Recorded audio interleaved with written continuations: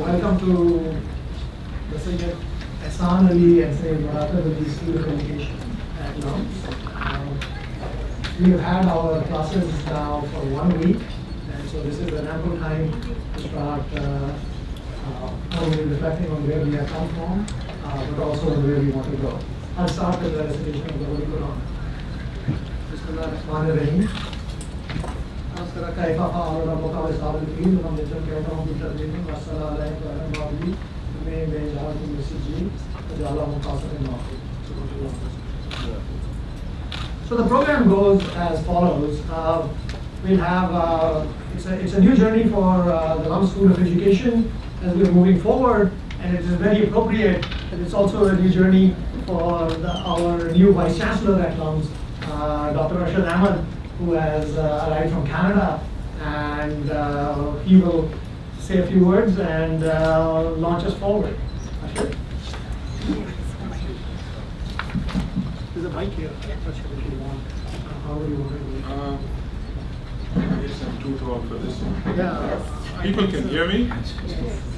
Do you want this? Probably not. Just juggle with these papers.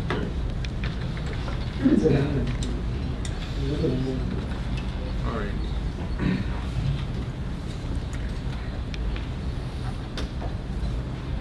So Syed Babar Ali Sahab, dear family members, Shahid Sahab, I think you're here somewhere.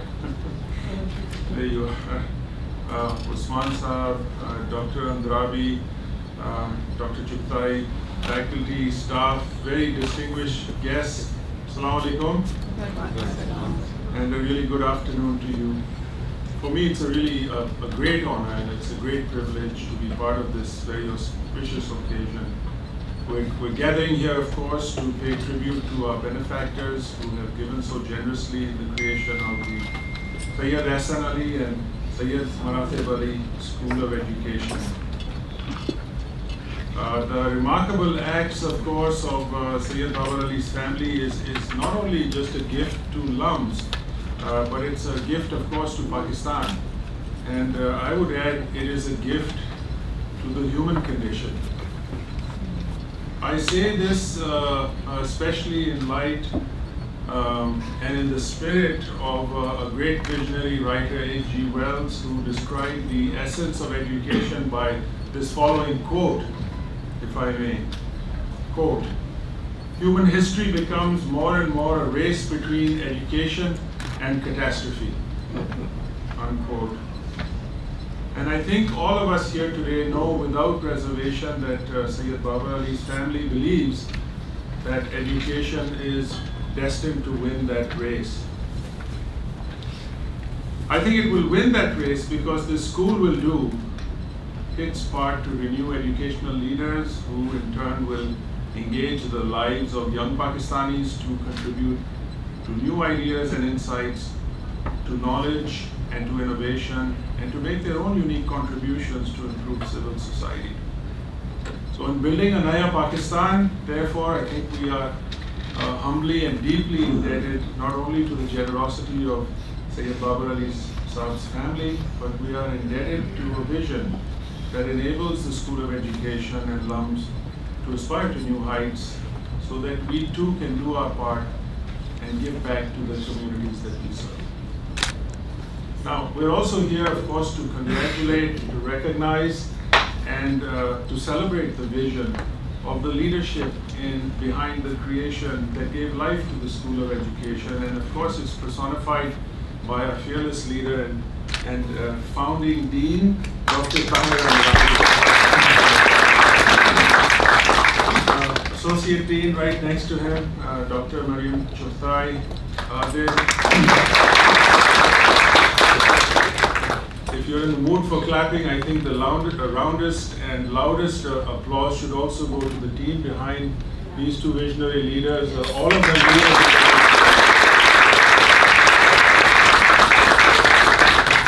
Of course, the team has attracted, from what I've heard, many more applications than they had anticipated or anyone could have anticipated.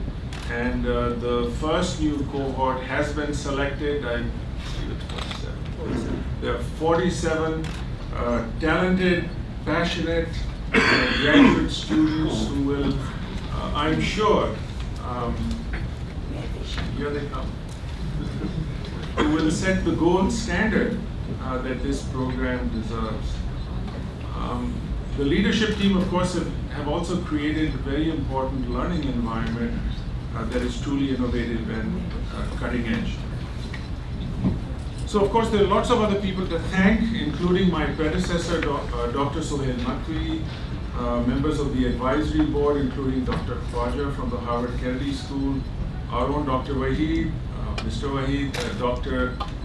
Bari from LUMS. There's a long list of people, great champions for the creation of this school. And so I'd like to thank them all, thank them on behalf of LUMS. And we need to remind ourselves of why the foundation that was laid, why this work is of such paramount importance to LUMS. I think the three key questions that this program answers is what to learn, how to learn, and when to learn. And so when we get the kind of answers we do from this program, one of the best summaries I heard for the raison d'etre for this very program came from Dr. Andrabi when we were together at the orientation. There was a crowd of 2,500 students and family members, and he succinctly described the work of this program in just one word, and that word was impact. So all of us here at LUMS are in the business of change, of course, but the School of Education takes this to another level of transformative impact of all the educational leaders of tomorrow. So if I may conclude, dear colleagues and friends of LUMS, I think we had an idea, and that idea to serve educators for tomorrow is now personified in the Syed Ahsan Ali and Syed Maratib Ali School of Education. It is a reality, it is poised to do just that. Thank you, Baba Sahib. Thank you, family members. I'm grateful to all of the donors, the supporters, for your leadership, for your generosity to enable LUMS to go where it has not gone before. Thank you very much.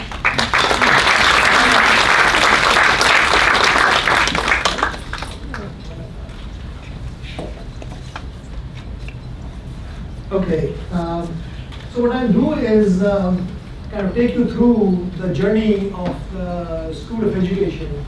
As Ashad started off, I'd like to start off by acknowledging Syed Babar Ali and Mrs. Babar Ali, the children of Syed Ahsan Ali and Syed Maratib Ali School of Education. Why don't we give them a round of applause?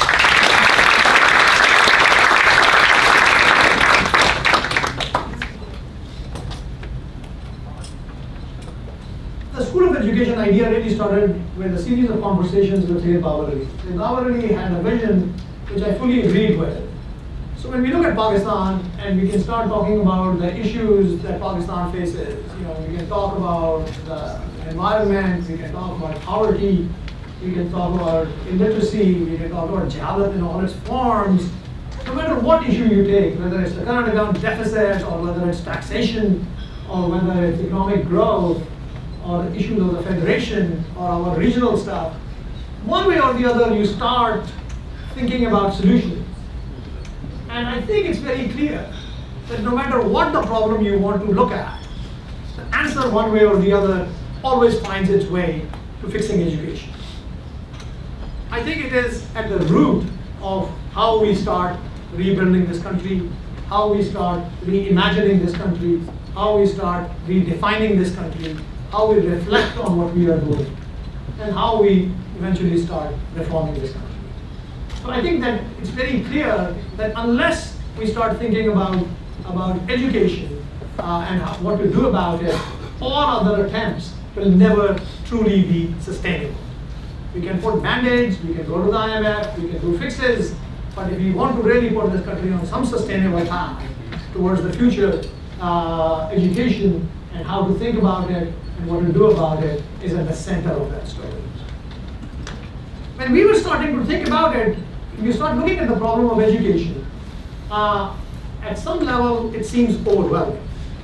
Right? I mean, you can start about the problem of bad teachers, you can start about the problem of bad curriculum, you can start about the the problem of bad examination systems, we can talk about issues of poverty, we can talk about millions of kids out of school, quality of education, all that. So when you start thinking about all of that, then it becomes very difficult to start thinking of where to start. Where is the end of the string that you want to start pulling on to start the beginning of at least of where to move forward? And the way I think that the best way to think about it is it's an ecosystem. And an ecosystem starts becoming like a complex ecosystem. And so the question is that ecosystem has a lot of nodes. We can think about all the different players, different aspects of that ecosystem. And so the role that School of Education, we started thinking about it, was really how to catalyze that ecosystem. And so therefore we can come in only in some very strategic ways. This is kind of a conventional story about Pakistan, about how things are falling apart. But I've been involved in research on Pakistan for the last almost 2 decades now, and looking at lots of very micro detailed data on literally thousands and thousands of schools, tracking parents, thinking about investments, thinking about how they think about education, and a very different kind of a picture can also emerge if you want to look at Pakistan. And that picture is actually one which gives you a lot of hope. And that picture is that in the last 15 to 20 years, the education landscape in Pakistan has actually gone through a tremendous amount of change. It's not the same Pakistan that we grew up in. To give you an example, the diversity of provision of education at all levels, the demand for education at all levels in Pakistan has exploded. People talk about, I joke with Shahid Masood, the Dean of School of Science and Engineering, which is that there are more jobs in education in Pakistan now than in all of sciences and engineering combined in Pakistan. The sector education is the fastest growing sector in Pakistan. It is a sector which is actually feeding on itself. I have been going around the world and thinking about this as an economic problem, and when the idea of School of Education came, I started giving presentations on it. We did a full faculty of education workshop at the University of Cambridge, University of Oxford, Harvard, where we started talking about this idea and about how we wanted to think about education. And the more I talked to those people, it became very clear that people outside in the finest universities in the world where we typically look for in leadership actually did not have really good answers, in large measure because all the children in the world now exist in this part of the world. The issue in the developed world is now of old age. I mean, they are worried about social security and healthcare. The only good thing I can say about Pakistan is that our social security crisis is still about 50 to 60 years old because we have so many kids.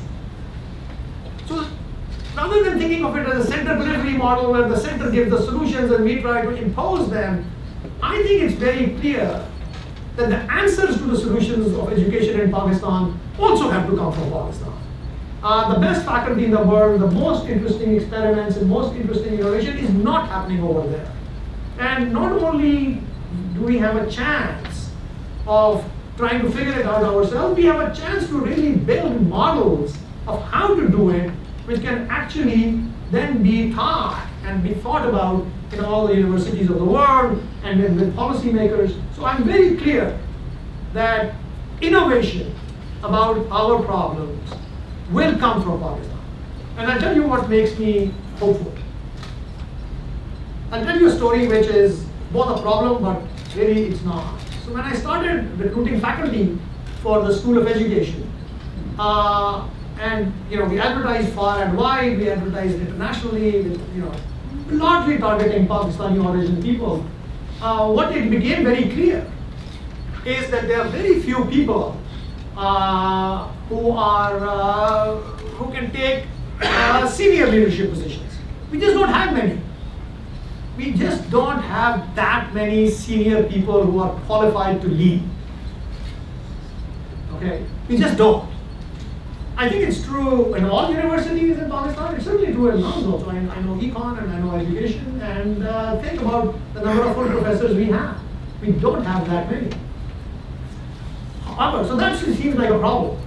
But then what is nice about it is as you start going down the age profile of people, the younger you go, the wider the talent pool starts becoming.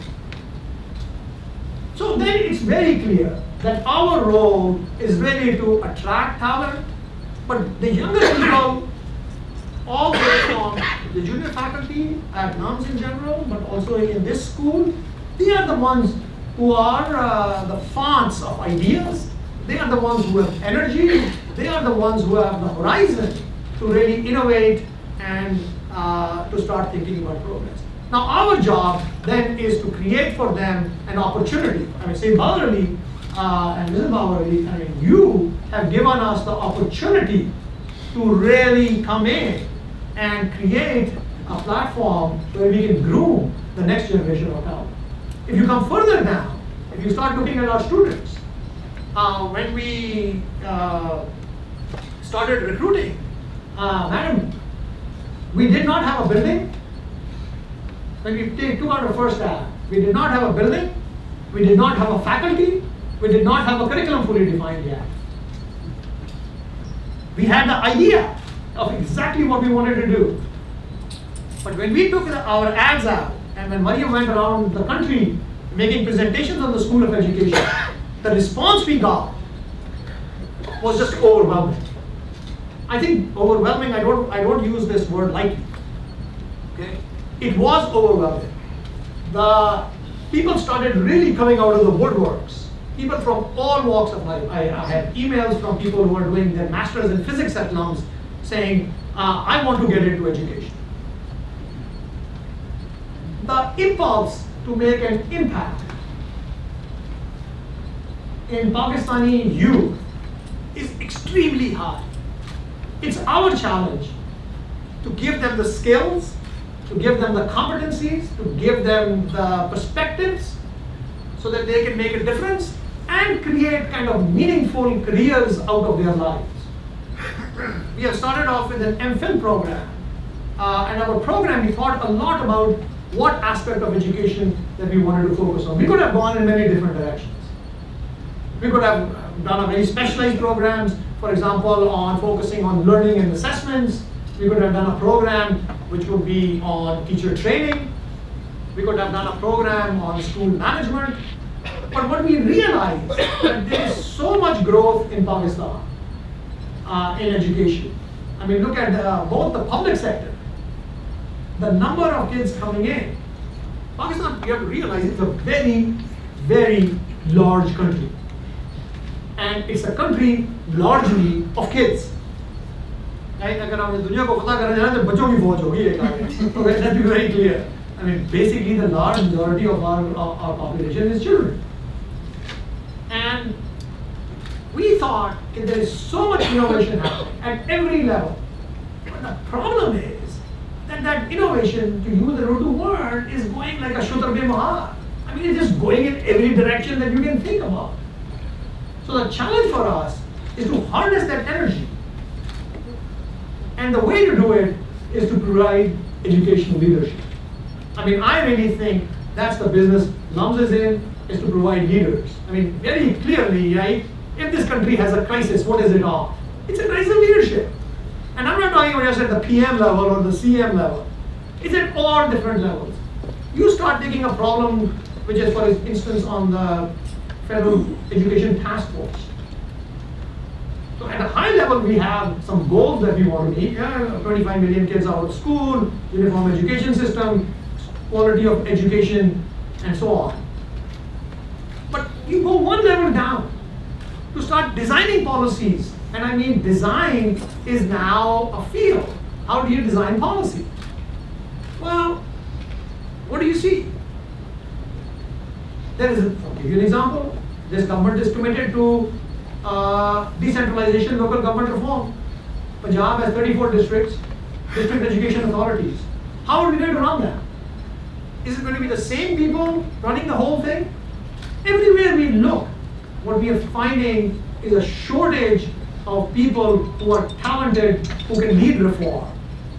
In the private sector, Pakistan now has, this is AGC's thing, has now something like 80-some private universities. Just think about it. Just think about it. I don't think any country in the world has opened up the higher education space. Public sector universities are expanding really like crazy. So everywhere you look, there is a demand for people who are well trained, people who can think critically, and who can lead reform, who can lead design, who can take us forward. Finally, I want to come to the point which is really important. So when we started thinking about graduate education, our plans really are to start off with this first 2-year program, which is an MPhil in educational leadership and management. What we are really trying to do is have a very rigorous curriculum. So it's very clear, our class that is coming in, it was very rigorously selected. It's very high on aspirations. It's very high on energy. They come from a great diversity of backgrounds. They have already done a lot of things. Our average age is 27. We have people coming in as late as with 10 to 15 years of work experience. But now, in the last 1 week, the feedback I'm getting is they are now dealing with classroom rigor. We have classes in theoretical perspectives. It's an interdisciplinary program. We have a class in research methods. And then we have classes in leadership. And we have started a very innovative course, which is really not happening anywhere in the world, which is a field-based course where every student is going to spend time in schools, observing different aspects of schools, from classroom observations to looking at school systems, both government and private, low cost, elite, chains, all of that. So that class, observing schools, is going to then lead into further coursework, leading up to what we are calling the practicum. So the practicum is going to be a 1 full semester of residency where we and our students are going to be working with organizations, and many people are here. The types of organizations I'm talking about. I'll give you an example.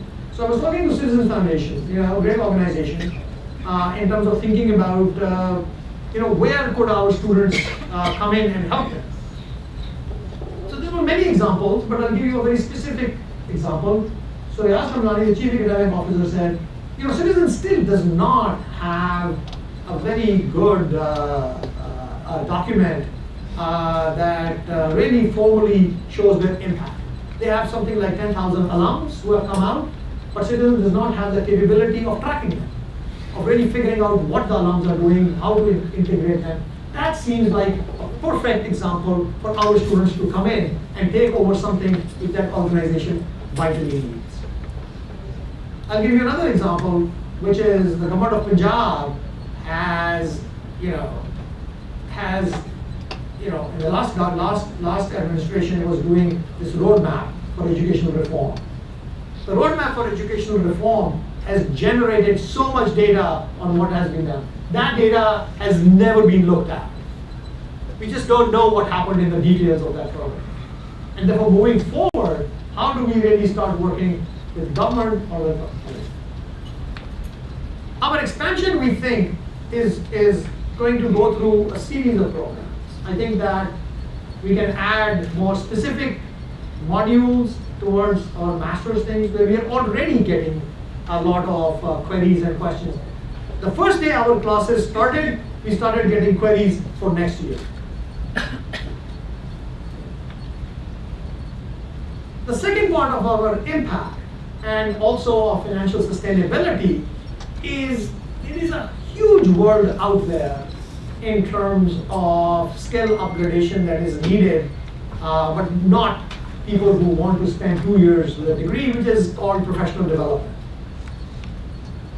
If graduate education needs to be reimagined and revitalized, the field of training, we make a joke in education, which is no matter what the problem, the solution is always training.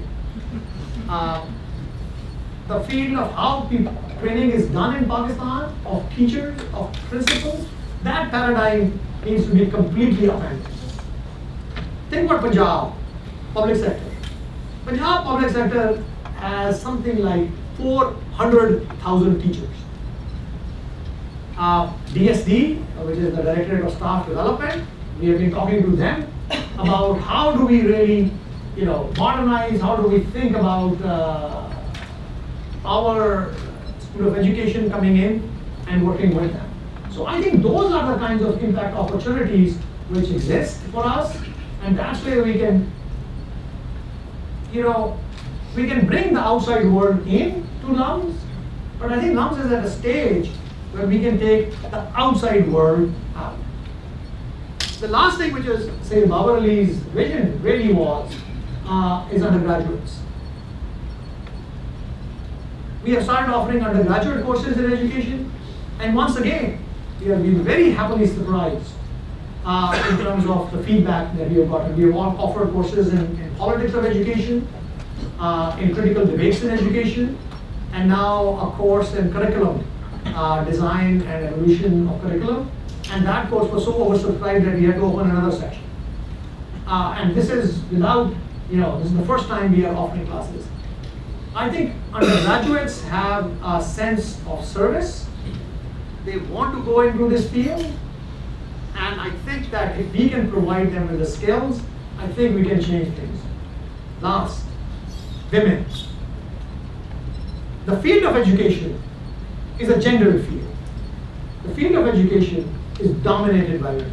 2/3 of LUMS SOE MPhil is women. I'll tell you one thing which is as close to a belief that I have, a firm belief that I have, that the future of this country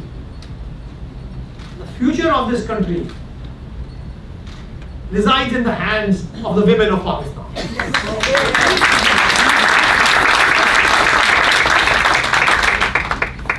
And I tell you, you talk to these young women and you will meet them outside. I mean, we just couldn't fit everybody in. You will meet these women outside. Just talk to them and just ask them about what do you want to do in life. Just ask them about what kind of change that they are willing to implement. The stories that I have heard gives me just tremendous hope. I think, Ghalib had this line, right? Is like, hai kahan tamanna ka dusra kadam yaar. We've taken the first step, but now really is the second step. And Ghalib says, humne dashte imkan ko ek nakshe pa paaya. Right? I mean, it's just, we have to just be onward, faster, and stronger. Thank you very much.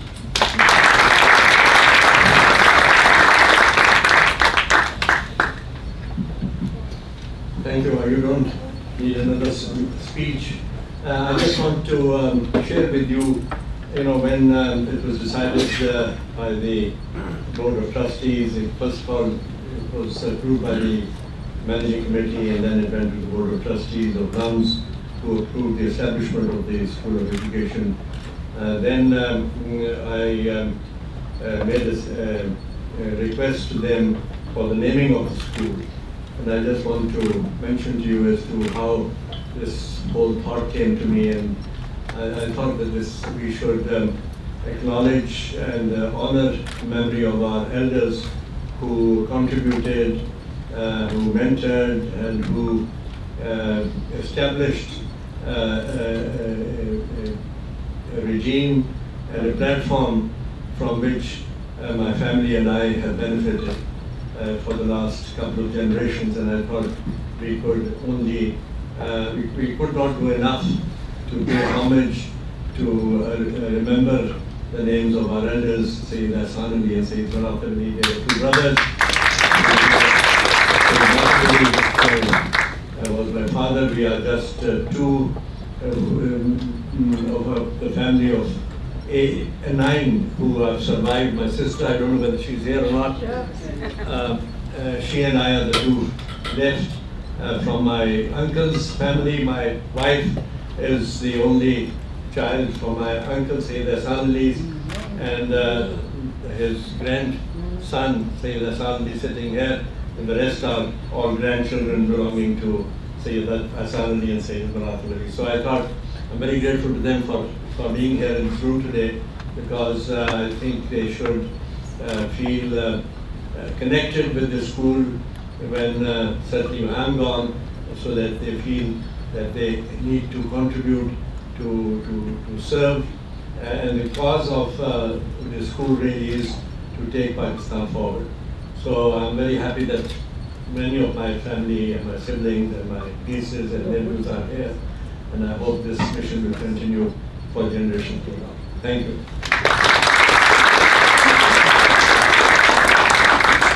Thank you, Babar sir. So let's have you meet some of our students. The most interesting part of the school. The rest of them are watching in the other room. We have a very advanced, technologically equipped classroom, this one, and two next door, to allow for international faculty to engage with our students. And we'll see some of that happen today in this program. So if I can ask the four of you who are in the room right now, and the rest of them are watching, I could pick any four of them, and they would all have very interesting stories. So let's start with Habiba Malik. So tell us about yourself and two things. What are you passionate about? And what has your favorite moment been about SOE so far, if any at all? Sure. Should I speak in the mic or? Yeah, you can speak in the mic.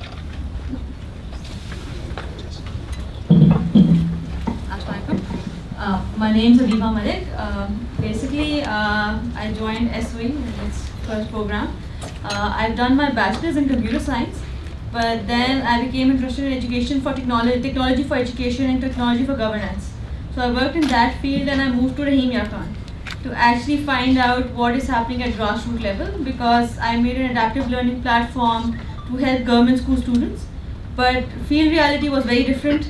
So I worked in Rahim Khan for 2 years. I realized that it's not just a problem that technology can solve, and that I needed more content knowledge. And so I pursued the MPhil program. And I think my passion lies in using the technology and using our new resources to help students in Pakistan, to train a generation who can become entrepreneurs, so that we can bridge the gap between like northern Punjab and southern Punjab and the other districts in Pakistan, other areas. And the best moment in SOE, there have been a lot, like our diverse cohort. I've learned so many things in just the past week, that so many people coming from the private school backgrounds, coming from different areas in Pakistan, along with the faculty and the courses. So today, even in class, we were discussing a challenge from Rahim Khan, that we were getting input from all different parts of Pakistan and all different areas of expertise. So I think if that goes on, that will be very, very beneficial for all of us. So thank you. Today in our leadership class, the entire class was giving consultation to Habiba, because she was talking about the issue of high turnover or the difficulties in retention for EDOs in the district of Rahim Khan, education district officers. And this was a whole class discussion to tell her. I would also add that this is a power couple, and Habiba's husband is a student in the EMBA program here. When she found out about the SOE MPhil, she decided to move to Lahore with her child, and the husband visits every other week to attend classes. And this is a very good example of a husband supporting his wife to pursue education, and the wife supporting the husband to pursue education.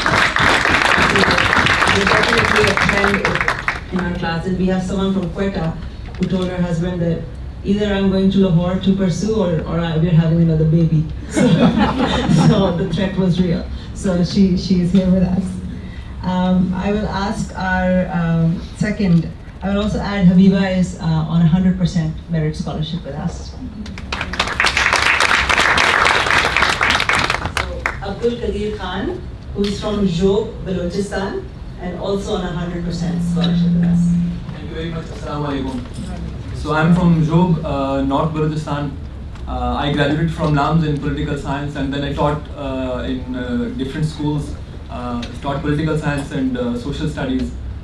I'm passionate about, I want to bring my area, education in my area in Balochistan at the level that is there in the other parts of the country. I want to establish maybe a school or a chain of schools which provide very high quality education, but at a very low cost. So I want to be an entrepreneur at the same time, sort of reformer of the education sector in Balochistan, because that's a sector that I think in my province requires a lot of attention. So inshallah, that's my passion. I want to inshallah do that after graduating from LUMS. And my favorite moment about SOE is, there are many, but the best thing is that it is such a well thought program. I remember I was in LUMS in my undergrad program in 2015, so 3 years from now. We had a focus group which was chaired by Dr. Mariam and Dr. Faisal Bari back in 2015, which had representatives from all societies and clubs at LUMS. And they were brainstorming about what should we do. So, right, I was a participant in that focus group. So right at that moment, I thought that I'm definitely going to be part of this program, and I'm definitely going to apply to this. And then back in 2016, when I was in my last year of LUMS, I received a questionnaire over the campus mail, once again about SOE, and they requested the entire LUMS student body to share their ideas. So that made me feel that if they're putting in so much effort for a program that is to be launched maybe 3 or 4 years from now, and then planning so much, so it's going to be a great program. Therefore, I decided back then that I will apply to this program, and it's a very good program, very well thought about. So that is my favorite moment about SOE. Thank you. Absolutely right. The problem of working with an economist as a boss is that everything has to be data supported. So when we were asked to make a proposal to Babar Saab for the school, there was nothing short of doing a full-fledged study and demonstrating with numbers that there was a significant demand for education. And if there wasn't, we would not have made a case. And then after Babar Saab, a very tough MC that grilled us many times from the finance committee, and several discussions on the feasibility for the school, why we felt that there was a demand. So I'm really heartened to hear that students were, even in those efforts, looking out for us. We have another student who found out in 2015 somehow, in October 2015 is when the contract was finalized. We have another student who found out around that time that LUMS was thinking of making a school of education. And at that time we had like a 3-year timeline. She told her parents that she would not get married until she gets an MPhil or a master's from the school, and she is our student right now. Of course, this was not shared in her interview. This is not the reason why she's here. But I'm glad we didn't push the school out another year. So now I'll ask Talha Dogar, who is also a LUMS graduate. Talha, share with us, what are you passionate about and favorite thing about SOE so far? Assalamualaikum everyone. So I'm originally from California, but my undergrad was at LUMS as well. So one of the things that I was really attracted towards, and I don't say this out of any modesty whatsoever, but so I was really attracted towards, I saw firsthand, my undergrad experience was testimony to the fact that my peers are extraordinarily talented. So that's one of the things that really drew me here. But so, excuse me. Why am I at SOE, particularly at LUMS? It's the orientation session summed it up. Dr. Tahir, our dean, he summed it up very well. It was something I was thinking but really couldn't put in these words. And it was quite simply this. Education is a field, not really a discipline as such. So it borrows from many disciplines. And it takes quite a deal of not only insight but painstaking effort to figure out what discipline to borrow on to put to one question. Because the tools that we use to analyze anything very much dictate the answers we have. That really appealed to me at a personal level. So it's one of the things I'm really proud about at SOE, that it'll really, inshallah, hopefully, equip us with the tools that we need to look at some of the problems in Pakistan. I don't want to take too much time, but there's not one favorite thing, but actually 2 favorite things that I have. The first was apparent in my interview. So during my interview, at one point, at the end, it's sort of tradition, Dr. Mariam asked me if I had any questions. And this is something which happens a lot in job interviews, people ask you. But in Pakistan, we don't really have a culture where we pick up the interview on that. We don't really actually ask questions. And my question to her was, why have the interview? I'd worked with universities before and I understood that it served a purpose, but I was very curious to know what purpose the School of Education had. And she responded. She responded very candidly, very openly, and she gave me several reasons. I won't get into them here. But she gave me several concrete reasons. And for me, that was sort of a, it was like like an omen, so to say. Omens are generally negative, but like it sort of gave me a tiny glimpse of what to expect at in the school. And the experience I've had so far in this week has proved that. Our teachers, particularly Dr. Mariam, in some ways they ask us to treat them as peers, which means we can ask them questions, which means it's not in any ways top-down. They're forced to explain. And sometimes we ask very challenging questions, and some of my peers are ruthless. So I've been really, really appreciating that. And the second very small anecdote is during our first class on leadership, Dr. Mariam at one point walked out and sat down, and we were talking about authority, both formal and informal. The class itself was a case study. So, I thought I'd comfortably, walk in with my views on leadership and walk back out, and I'd do it for the grade, but but that wasn't a possibility. I really, really had to learn from my peers. The structure itself forced me to do it. It was an absolute favorite moment at SOE. Number 2 is on our merit scholarship. So we have 47 students. All of them qualified for some kind of merit scholarship, and a high number of them, 11 of them, got 100% merit scholarship, which is higher than university. And then finally, we have Tahira Parveen. So Tahira, please. Tahira is from Gilgit and 100% merit scholarship recipient. Hello everyone, I'm Tahira Parveen. I'm from I'm from Hunza. I did my master's in business administration from Defense University, Islamabad. Well, I had a plan that I will start my own business, but when I was working with Ahmad Education Service, there I found because I'm also working for girls' education as well. But in education service, I found that girls, they need me a lot. Maybe I can help them in their education sector instead of doing my own business. Then I heard about this SOE. I attended workshop in KIU, which is Karakoram International University in Gilgit. And then I thought maybe this program will help me to polish my leadership skill. And fortunately, I got selected here. And I'm working for girls in the remote areas in Gilgit-Baltistan. Hunza is well known for literacy rate, no doubt. But I think they are getting education and somehow they are lacking quality education. What I like about LUMS is the day I'm here, I feel like, I have studied nothing. Here they're providing college education and the environment and the well-qualified teachers, and this is the best university I have ever seen in my life. So hopefully this will help me in polish my leadership skills.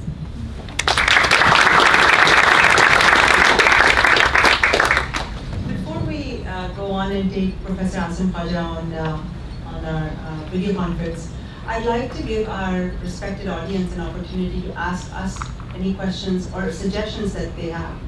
We asked Babar Saab, what would success look like? Where would you want us to be in 20 years? And Babar Saab at that time gave us some very good values to hold close to. But we would like to see you as partners in that journey, and we would like you to keep us accountable on whether we are upholding the school to the very special 2 names that the school is named after.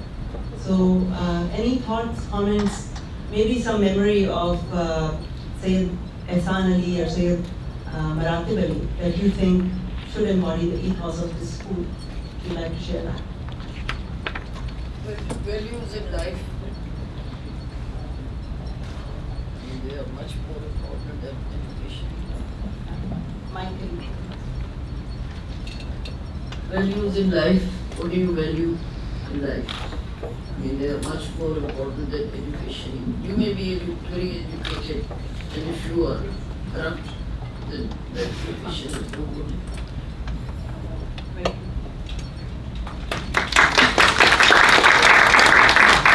Both my grandfather, maternal and paternal, were never worried about impact.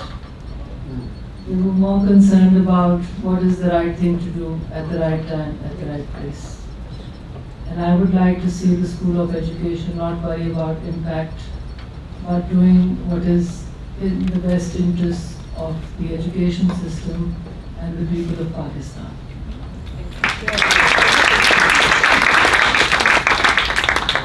My name is Dawood Ali and I'm one of the grandsons on both sides. We've been having on education, which is Talib. There is something which we heard, which our grandfather used to was tarbiyat. So I think if you can also provide a system which is tarbiyat, respect for elders and all, that would be very encouraging. Thank you.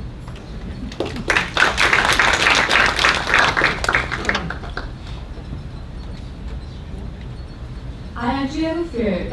So I know kind of from watching videos and a few conversations that Dr. Ravi is pretty data driven. I mean, like he loves data. And my fear is, and I just want to know if this is already something that you must have been discussing. So my fear is that would SOE become then sort of data biased, a quantitative data biased school? I mean, the research that's coming out of it will be valued a lot because it's going to be a very strong voice propagating for things that matter a lot in the system. So that's what I want to know. I mean, is there something, are you intentionally going to keep a qualitative and quantitative balance, or like, is it going to be more? I can answer that. Oh no, so if it were up to me, the answer to your question is data and more data. So I mean, no, I mean that's me in my own research and how I think about it, and I think it's actually quite valuable. But if you notice, I mean, we were very conscious about this point that what we needed is balance. So if you look at our faculty and the faculty that we have recruited, we have intense debates in the faculty. So for example, the Tamim is very qualitative. Gulab Khan is really coming in, I mean, from classroom experience. We have people, every single faculty member, really except me and Kasset, it's only like 1/3 or maybe even 1/4. So I think we take interdisciplinarity, multiple perspectives very seriously. So this class is not going to be about that. Even in the research methods class, which is the most data intensive, we are very conscious of getting all kinds of qualitative stuff. And I think the data is useful, particularly where data is hard to use. I mean, think about learning. I mean, learning is a very difficult thing to measure, let alone conceptualize. School effectiveness. I mean, these are hard concepts. So I think that wrestling with those concepts, I think what is called constructs, I think is really important. I think, in the modern world, I mean, there is some element of being driven by data, but certainly not. I mean, I think that in SOE, we take, I would love to have, I try to recruit an anthropologist who is very detailed into ethnographies, observations, constructing narratives. All of those, I think, are equally valuable. So don't worry too much. That's great to know. You also want to talk about what you say that who the real enemy is of this? Yeah, I mean, I think that I've had this conversation with a lot of people. I was at Oxford, and somebody asked a question like that between quantitative versus qualitative. And what I said is, listen, good work is good work. Rigorous work is rigorous work. Okay, it doesn't matter. I tell you what I don't like. What I don't like is bad data. Okay, there are lots of people who act as if they're doing data, lots of consulting firms, but they are not. So I think that what we need to do, and what we are trying to teach the students and work with them, is that really how to evaluate claims. You're just bombarded with claims in this world, coming from as high up as the US president making claims, to people in Pakistan making claims. So the question is, how do you develop the sensibility to, create that discernment about that, and then how do you construct your own argument? I think that at a fundamental level, if we can, get our students to think like that, I think that's what it is. I think that there's too much bad porn floating around, I tell you that. And I'll also add that when I was recruited into the team to be a partner with Dawood for this, I was very candid. My research is qualitative. I'm the education person in the team. And I had been offered by other economists to come on as the token qualitative person, and I knew what that conversation was like. And we had a very open conversation. Every conversation that Dawood and I have had over the past 3 years has been a very candid conversation, and I wanted to know if they wanted an implementation partner or a thought partner. And I have never felt disrespected, or my perspective as a qualitative person felt that it was secondhand. Again, it was all about what is quality work. So. I was just going to say, this whole business of quantitative, qualitative is a very academic kind of a debate, but your question is a profound question about whether or not we're going to use good judgment, common sense, that are driven by values, as we were reminded earlier on. And those qualities cannot be either erased or supplemented by data. Data can support us, it can inform us, it can help us, but of course it can be misused as well. At the end of the day, it comes back to values and good judgment. Thank you. My name is Abdul Qayyum. I'm Managing Director of Punjab Curriculum and Textbook Board. I'm not an educationist by profession, and I landed in this position accidentally, but ever since I have joined this position, I have always believed, as rightly as Dawood Sahib said, that for every problem, the answer is education. But unfortunately, we have seen almost 15 education policies in our country in a very short span of, say, 60 years. And the 16th one is in the making for the last 10 years. Education was devolved to provinces, but ever since we have not been able to evolve or formulate our education policy. And one can wonder, without any direction, without any policy, making books, developing curriculum, and the state of affairs can be just imagined. I'm really thankful to the Syed family and LUMS for creating this facility. And I feel that we need a kind of leadership to move, to bring in reforms in the field of education. And I hope what I've heard here and learned here, we are the potential beneficiary of this program. And we are looking forward for some MOU with the School of Education. We intend that once there is no policy, at least there should be some research work based on what we can produce, what is needed, what is to be taught. But unfortunately, in the absence of any clear policy, what kind of nation we need to produce in 10 years, in 20 years, in 50 years, at least we should have some base based on some research and some real work. So we are looking forward that we sort of also support the scholars who are working here and give them not simply notional topics to work on. Rather, we can collaborate and give them real topics which are of real use to us. So I again thank LUMS for creating this facility, and we are looking forward, we'll inshallah request LUMS to, I think, have some collaboration with us, and we'll see that more and more LUMS is represented on our different bodies for creating, for training our academic staff who are involved in developing curriculum and all that. So thank you.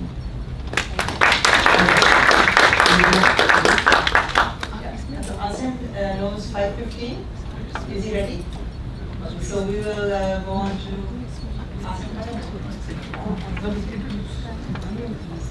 Okay, I have when Baba Sahab had asked us to start thinking about the School of Education, Mariam was finishing a PhD at Harvard. I made a trip to Harvard, and Professor Asim Khaja, who's an economist but has done a lot of work on education, a lot with me also. So we were sitting in his office trying to brainstorm about the kinds of things that a school of education would do. And then the first foundational word that for the school that came about, really came about in his office, and that was, hey, whatever you guys do, it's very clear you need to reimagine a school of education. And our first presentation was always called Reimagining a School of Education. Asim is a person who is genuinely thinking about education and innovation in education, and he has been with the School of Education throughout its journey. So I'll let Asim take over. Great. Go ahead. Assalamu alaikum, everyone. Can you guys hear me okay? Yes. We can hear you. I assume that's yes? Yes, we can hear you. You have to. Great. Thank you. Well, thank you everyone for being in the audience. I think the most precious time we share with each other is time itself. Most precious thing, and so I'm grateful for the time you're sharing with each other and with me. I also wanted to start by thanking Babar Sahab. I have really fond memories of Babar Sahab when I was a graduate student, and I continue to have those fond memories. So Jazakallah for all that you're doing and all that your family is doing. I think it's a tremendous thing. It's something that will benefit our nation for decades to come. I have a few minutes, so let me sort of use them as best as I can. Whenever I am sort of sad about Pakistan, and like any loved one, Pakistan gives you often occasions to feel that way. The one thing which has consistently made me happy is education. And I don't mean the abstract concept of education. I mean the living, breathing experience of education, and particularly education in Pakistan. And I guarantee this is true for all of us. If you ever feel low, go to particularly any of the poorest rural areas of Pakistan, and have a conversation with a parent, a grandparent, or a child about education. And I guarantee you will come back smiling. Because of the kind of aspirations you hear them speak of. I've had conversations with mothers, illiterate mothers, about what they want to do. And I tend to be sometimes tongue-in-cheek and asking them, well, why are you sending your kid to this really expensive school, or this English medium school, or this private school? Why are you spending so much time or effort on educating your child? I mean, aren't you just farmers? And invariably the response has embarrassed me, and the response is always something along the lines of, where do you live? And I say the US. And then they say, what are you doing with your children? And I usually give some response like, I'm investing a lot of time and effort. And then they look at me and smile as if to say, what a stupid question I'd asked in the beginning. Why wouldn't they have exactly the same aspirations and dreams and desires that I do? And I think that's just an unbelievably positive narrative in Pakistan. And so whenever, and my sort of, to the students in the audience, kudos to what you're doing. But remember, you are currently, have a fairly substantial responsibility, which is to convey this narrative in whatever form, quantitative, qualitative, narrative, historical, to the rest of Pakistan and to the rest of the world. When I think of the vision of education, Tahir said, Jishnu, who's another colleague of ours at the World Bank, Tahir and myself have been working on education for close to 2 decades now in Pakistan. There are many other researchers who are phenomenal, some of whom are your faculty, who've been working on education as well. And if I were to leave you with one thought about what I think is distinct and special about education in Pakistan, is the multiplicity of actors who are engaged in education in Pakistan. And when I'm saying multiplicity, I mean on every side. I mean the parents and children, obviously. I also mean teachers or educators more broadly. Because some teachers you see in formal schools, some teachers you see, we're just doing a survey and we're flabbergasted by the amount of individuals in rural areas who are helping children as private tutors. Sometimes paid and sometimes unpaid. So the multiplicity of providers, the multiplicity of people who are demanding education, the multiplicity of people who are supporting education, teacher training, curriculum reform, textbooks, these are all providers of critical needs for education. We are in an embarrassingly rich space where we have all these actors, and I haven't even gone to political actors or bureaucratic actors or non-profit actors. We have an amazing space in the non-profit side as well. And so the one lesson, I think the one insight we should realize is that there are this variety, this multiplicity, this diversity. And I think that's beautiful.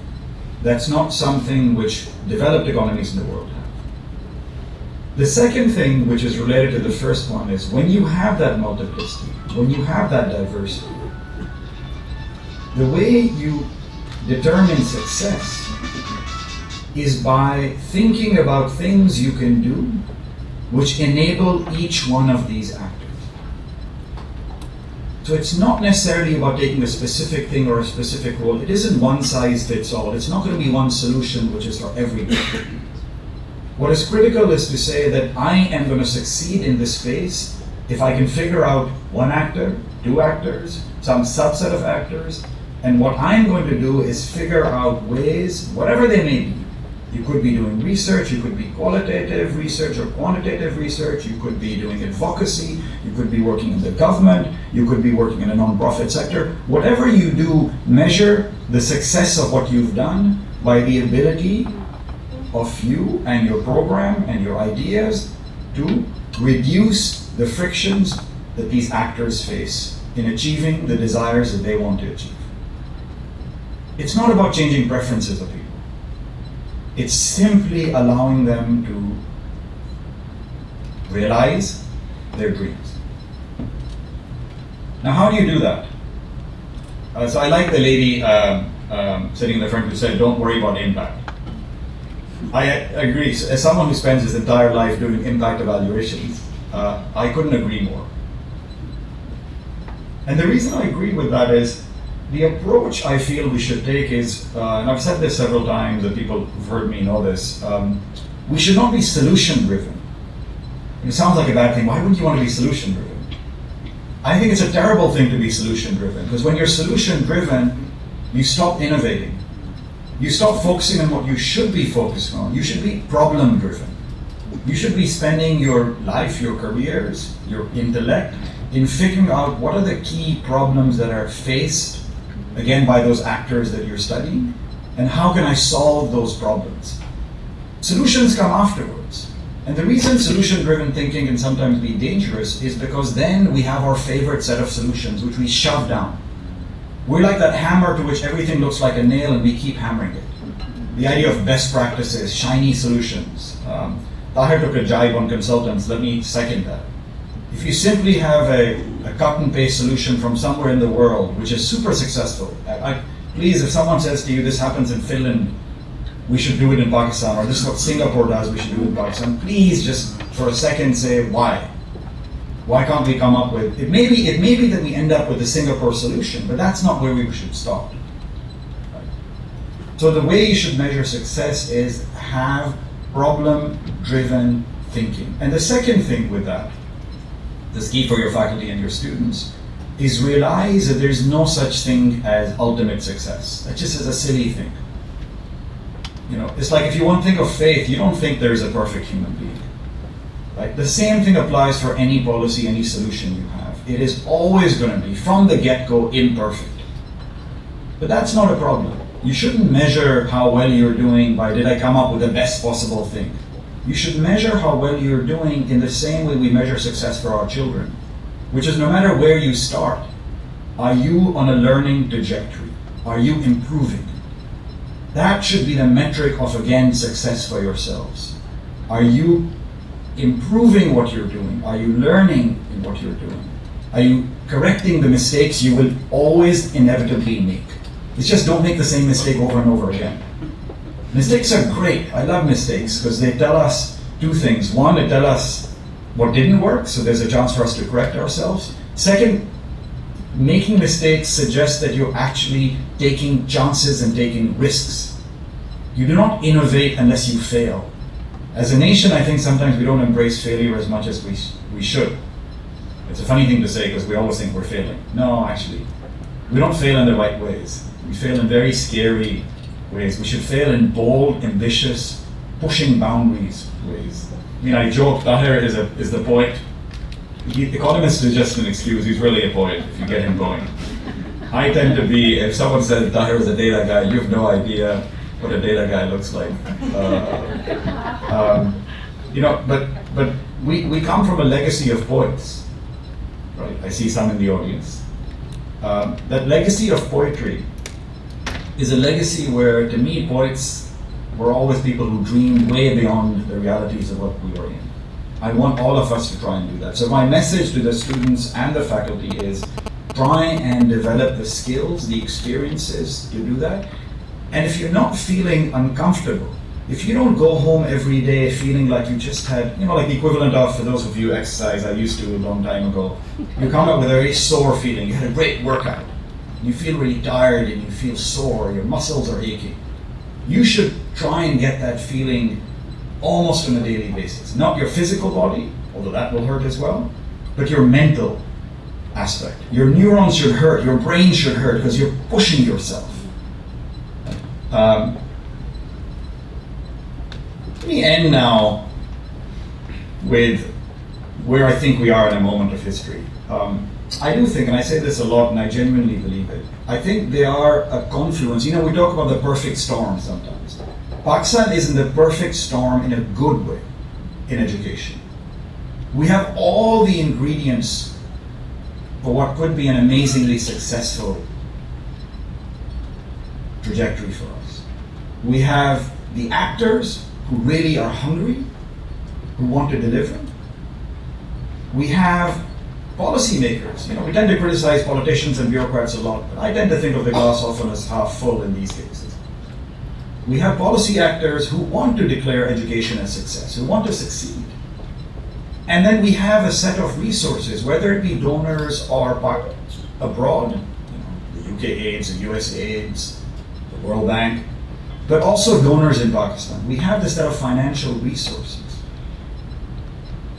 So all the ingredients are there. And that's why, to me, SOE is at a very critical juncture in its life. We could be looking back at this moment in 15 years, in 20 years, and saying this is the moment where we were able to take advantage of all the positive ingredients and produce something beautiful. Produce the kind of educational quality that we want our people to have. There have been debates happening about tolerance recently. And I feel like those debates are important to have, but they reflect something deeper. They reflect something missing in how we as a people think about differences, how we think about innovation, how we think about challenging situations to our beliefs. And the only solution, to me, you could have temporary band-aids, but the only solution lies in us enabling every single Pakistani to have a much more open, creative, innovative way of thinking about his or her life circumstances. And the only means to do that is education. There really is no other way to do it. And it's not a one-year thing. It really is a longer trajectory. It will take 15 to 20 years, but that's fine. In the arc of life, that's nothing.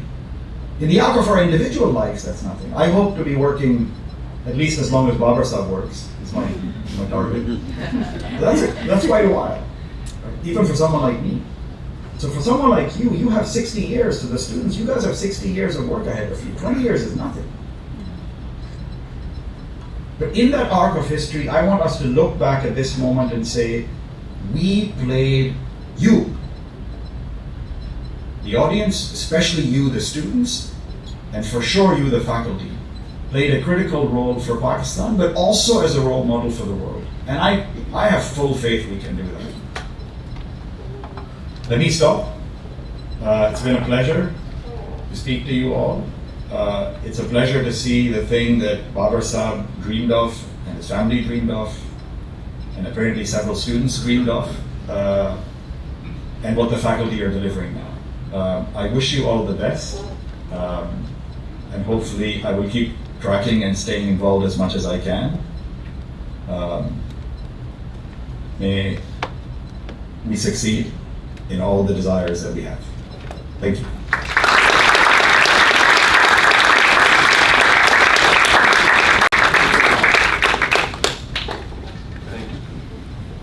Thank you, Asim. It's truly a pleasure to hear you, and thank you for very kind and generous words that you do. Thank you. Thank you so much, Asim. So we have Werner. So Werner Zorman is a professor of leadership at Harvard College, and we wanted to have a leadership ethos to this school. And Werner was so kind to take out time, a whole week, to come here and give our entire program, our staff, our faculty, and our leadership training on how to embody leadership in our design and in how we operate as a team, so that we're not just teaching about leadership in a theoretical way, but we're practicing it as well. So we're very lucky that he agreed to make time for us in this. The time difference gets more and more intense as you move farther away from the East Coast. So thank you so much, Werner. I'll hand it over to you. All right, thank you so much. So I say good morning because I'm calling in from California, 12 hours behind you. You can hear me? You can hear me well? Yes, we can hear. Great. So let me start with saying thank you, because I really feel thankful and also honored to be part of this. And I want to offer you a perspective from an outsider, because I didn't know much about Pakistan, still know much too little. I didn't know about SOE just a few months ago, and then I think it was back in February or March this year when I met Dr. Andrabi here. And let me tell you about that first meeting. I'm a leadership scholar and developer, so I've seen many leaders. I have studied many leaders. But that meeting, I haven't seen many leaders having that much passion. And so passion is one thing, but then you also, as a leader, you have to have vision. So what do you want to do with your passion? So Tahir had that too. He painted me a picture of how it's going to change the education landscape in Pakistan, and what's the current status, and what he wants to change and where he wants to get to. That I found myself after the end of the meeting saying, I want to be part of that, I want to go there, although I didn't even consider at all to visit Pakistan and help with this. And then just a couple of weeks later, I had conference calls, I started having conference calls, and then I met Mariam. And again, I was equally impressed. There's so much, I really call it passion and enthusiasm for wanting to make a difference, wanting to make better. And when I say making it better and making a difference, I also sensed that it's not making everything new. It's honoring what has been, always good, the good traditions, and then there's more we can do. And I think that's true not only for countries, but for all our people on the world. And then I was invited to come to Pakistan. And here I go, I come there and we sit the first time in a big meeting room, 18, very senior faculty, and then of course all the administrators, which we usually don't talk too much about it. In other universities there's even this gap or a little bit fight usually between staff, administration and faculty, but that's not what I experienced throughout this week when I was in SOE, I experienced a team, as I said, with passionate enthusiasm, but also with open-mindedness and with the courage to challenge each other. And that was, I think, certainly one of the top 2 or 3 consulting engagements I ever had for me, for my experience, because I didn't feel like a consultant. I very quickly felt as a collaborator and being part of that, and I can contribute something because I know a little bit about leadership and how to develop authentic and impactful leaders. And then also I learned so much about, how we want to change the education system. I learned a lot about Pakistan. I didn't know anything about Pakistan. I know it a little bit from the more southern parts of Europe, where hospitality and ethical principles and being there for each other, it's a really, really important thing. If you're invited as a guest, you're the king. And that's how I felt really also when I was in Pakistan. Everybody took so much care for me and wanting the best for me. So that was a wonderful experience, being there for 1 week. I really want to say to the students now who are starting this journey, I think you are very lucky. Also, SOE is very lucky to have you. But you are very lucky to have this entrepreneurial thinking team to be part of a school which hasn't been here yet, a few months ago. It's the first time. There's a great opportunity to make things right and better than many established schools which are fighting with this not wanting to fail and living up to a certain reputation. You and you, the faculty administration, what are here now also of course the students, because you went through this interviewing process, are open-minded, entrepreneurial. You want to make a big change in the country of Pakistan. And I think you have everything you need to make it. Of course, there's a lot of work for you to put in, and I think SOE will create future leaders. And for me, leading is knowing myself, knowing my style. There's not one leadership style. I think there's 7-point-something billion leadership styles, because we are unique human beings. And you need to connect to that. You're going to have the opportunity to do that through theory, through science, but also through a lot of experiential learning. As we have, during our collaboration, have figured out that this is also important. I cannot just think my way through to being a leader. I have to practice. It's like with swimming or anything else, where I have to put it in action. It's not enough to be in the head. And I've seen, when I was there, people with big hearts who care for each other, who care for the country, who are very passionate. And I really like, I think, the slogan to reimagine. First, I need to think, what can I do better and keep what is already great. And then I have to redefine, because I need to think through what needs to be done, and then I need to reform, so really do it. And you're going to be, I think, the first 50 who after these 2 years going to go out there and start making the difference. And I hope, and I know we talked with the whole team about that I'm going to be a tiny part in this, and it's not going to stop with my 1 week being there and having a few conference calls. But I want to come back, because I started to fall in love with a team in Pakistan. Thank you.